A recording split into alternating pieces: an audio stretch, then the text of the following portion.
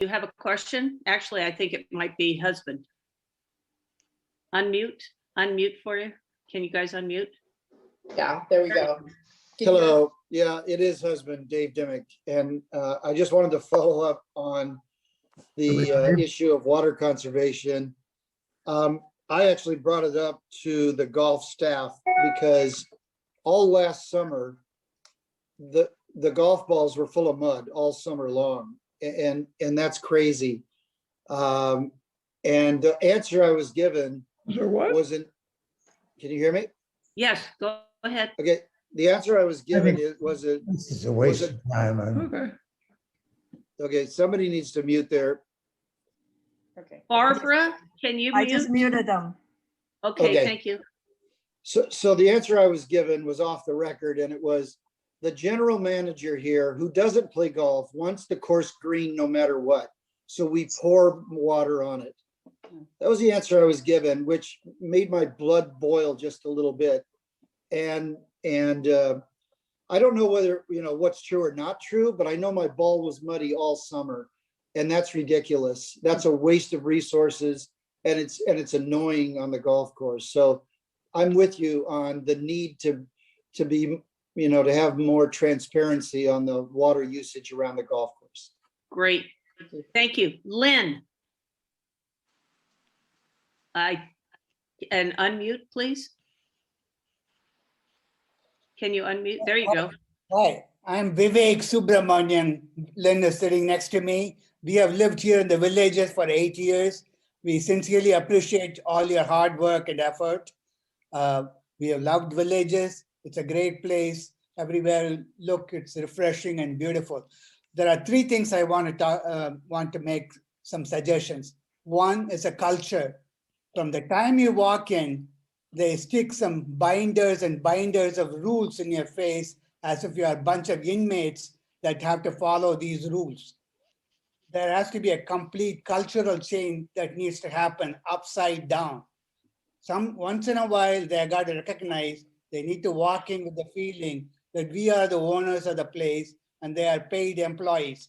They should have rules for them to abide by and not dictate to us what the inmates should do. That's a cultural change that has to happen because the fish rot from the top. If that doesn't happen, whosoever does not subscribe to that thought process, because they have been there for 100 years and they only know how to run the community this way, how to close every bathroom, every door, because that's how many rules they have. They need to find another occupation gracefully. 2, no incremental changes. This place, anywhere you change, there's gross abuse and waste. Water, we are already knocking on drought situations. This gentleman just talked about the mud on the water in a golf ball. We are throwing water like, it's sweet water, drinking water in many places. We are throwing around like crazy. It's everywhere you look, insurance, roof, landscaping, any place you have, there's gross, savings to be made. So we should not look for the tweaking and incremental changes.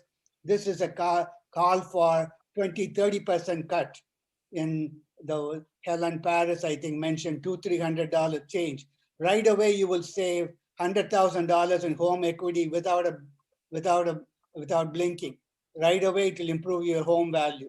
3, the best place to make the biggest change in bureaucracy and changes, which will happen automatically, is staffing. You cut the old, the only way to beat the beast of bureaucracy is a old rigid mindset. You change them with young, fresh faces, cut them by 40%. Most of the work is done by contractors anyway. You don't need the old people managing 5 layers of staffing. That's a place to go for. Minute you change it, all other changes will happen readily over a period of time, quickly and harmoniously, organically, without forcing it.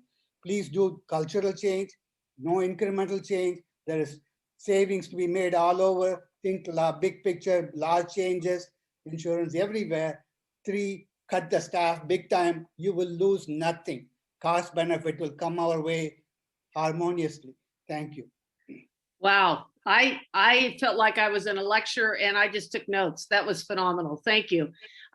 Let me say that I'm just going to reiterate real quickly what I said at the very beginning for people that have hopped on board. Really, the dynamics of these Zoom calls that we're having is to allow us to be heard, not to have a 2-minute restriction in front of a board meeting, and not to have a discussion that can go nowhere because DACs are not part of the cycle of change. Want to speak? I'm going to give it first to Ron Steckel. Hi, a couple of comments. This has been a great meeting with a lot of data, and it is extremely hard and excruciatingly painful to extract data from what's going on around here. So Dell, you're a hero for pulling some of that together, as well as Wendy. First of all, I'd like to call a spade a spade. This so-called token reduction that we're going to maybe see when this budget is finalized, and it's not done yet, is embarrassing. And anybody in management who would sign up and call that a reduction is at best patronizing to us. It's unacceptable. I'm telling you, there's $16 million of expenses. There's $9 million of that is salaries. It is absolutely doable to not only eliminate HOA increases, it is very doable to start to reduce those kinds of numbers every year in HOA fees without, and this is important, without impacting what the users see or feel. That's how fat it is. It has to start at the top. The only person that can change the mindset and the paradigm shift that we need is a general manager. The people that hire and fire the general manager are the board. So the board needs to get off their butts, take a decision, bring in the right talent, and make this happen. Every company that many of us have worked for have done this year after year after year. To say that somebody had revenue but wasn't profitable says nothing, means nothing. And why? Because we are the ATM machines that allow sloppy management to continue. And that's why VFC is so important, to get the right people on that board to hold that GM accountable to do his job or go somewhere else. That's all. Well, that lit a fire, I hope, in some of you. Mickey Philhauer. Mickey, just quick statement, I think. Unmute, Mickey. Okay. Well, first I want to say thank you, Wendy. Thank you, Dell. Thank you, Ron. I mean, this is just absolutely what we need. What we need are people on the board who are going to take a look at these things seriously and not just pass it over. I think one of the major things we need to do is get the board looking at salaries. I think salaries is one of the biggest areas where we can save money, and we are giving it away. And when you say we've got 401ks that we're supporting and no one has to even contribute to it, where can you go anymore in the Valley and find that? Everywhere. So, you know, these are the things that the board needs to really pay attention to and take a look. It needs a group to review everyone, like a personnel manager. Everyone has a job, but are they doing it and are they needed? And that's what we need to start with. And we start with that. We could do the bistro, the restaurant, all of it, and also our management. And there are a lot of levels of management here. It's unnecessary. And that's what, you know, that's my main concern. I think that people are living off of us, and we're barely making it. So the board needs to really start to think about that. And one of the things that I've noticed, no one on the board ever objects to anything. It's always unanimous decision, and that doesn't seem right to me. I think that people need to get involved who aren't going to just say yes, so that we could move forward. That's all I wanted to say. Asking the hard questions. Joyce Harper. Joyce Harper, make sure you're unmuted. Can't even find you on my screens. I gotta take a look around. Joyce, you're still muted. There we go. I bring over 30 years worth of food and beverage experience. I moved into the Villages 1978. So I've been here a while, seen a lot of where we had absolutely nothing, but a snack bar shack and a tiny little place to eat, to what we have now. And I've seen so many changes, and every time there's a change, my blood pressure goes up about 30 or 40 points. We had we had a food and beverage committee, and I joined. And when the first meeting I went to, I guess, I don't know what I said, but then they got rid of it. Get rid of me. You or the committee? But let me just say this. You're absolutely right. By the way, I thank every single one of you for what you've been doing, because this is so necessary. You live here as long as I have. And, I'm a little teeny tiny Quabari unit. And we came here, it was like 42 years. nine something. And I hardly ever go, well, forget. Anyway, we need a restaurant committee. We need somebody, but I want people, we need people that have been in the business. We need someone that knows how to manage one. They need someone that knows how to train employees. We have one of the best bartenders ever here at the Villages, who was one hell of a bartender. And every time he made a suggestion, I think he dug a hole for himself. I don't think he's in with us anymore. Okay? And a lot of you know who that is. I know I have something to contribute. Jack. I know I do. But you do. The management is absolutely living behind some curtain. They don't stay out there and see what's going on. They don't train their employees to be salespeople. Your waiters and waitresses are salespeople. Look at it that way. They sell. When you walk in and say, just have a hot dog, they're going to sell you something else. They're going to get you to buy a milkshake. I know that. Please, if nothing else, let's get a committee together again and try to stage it so that there are people who have been in the business, whether they've been managers, supervisors, chefs, meal planners, anything, but make sure they're in the business. And I think there's a lot of us out here. Actually I do. I love our restaurant. We lost one of the greatest guys around. Remember when we had Gavin? Yeah, is that his name, Gavin? Gavin, yeah. It was Gavin, right? The black Yes. gentleman that was Gavin. He put in bistro, which was fantastic. It was just what golfers and people needed to drop in, have a drink, have a beer, buy a sandwich. He got together and got all the women to start certain kinds of lunches. We had a tea and everybody had to wear a hat. He was always creating new revenue ideas. Now he's gone.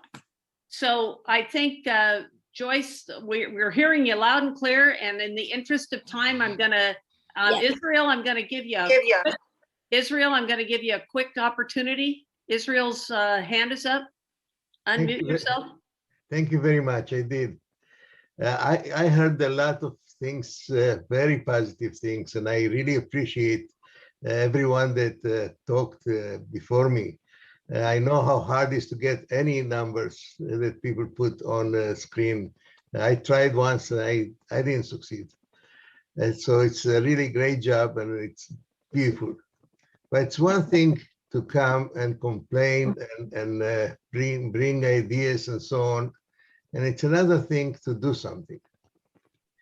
Now, we have to go beyond just speaking and doing things.